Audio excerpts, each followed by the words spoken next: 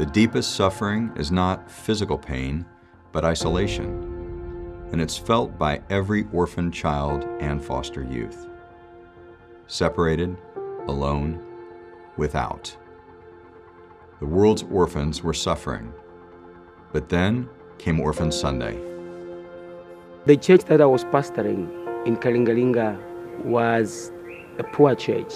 I would see children coming to church without shoes. I felt we should have a day as a church. This humble church set apart a day to care for orphans, and their sacrifice began a vision for orphaned and vulnerable children everywhere. I just take it, this is a miracle.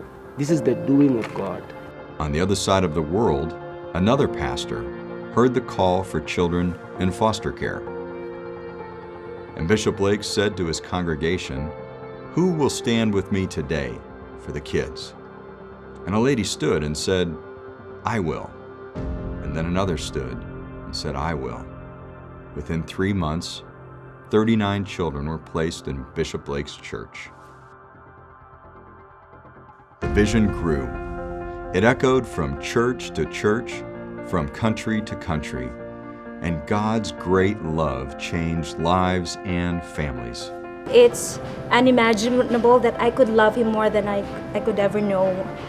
I just love this boy so much. I think it's really the love of Jesus it placed in my heart, because I could not love this way.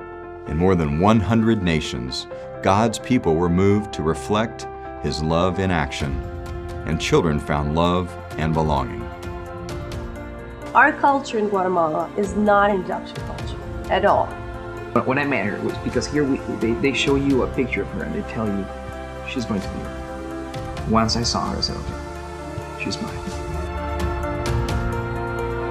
Від того, що ви зробили, подарували щастя одній, а якщо двоє, чи троє, чи більше, то це дуже-дуже велика милість для вас, для всіх, для нас. І завжди ми повинні пам'ятати, що добре там, де ми маємо жертовність.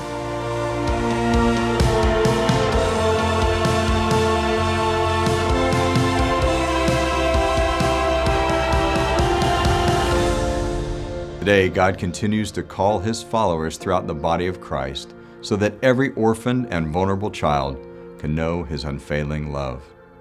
Will you say yes to be with the child who needs you now?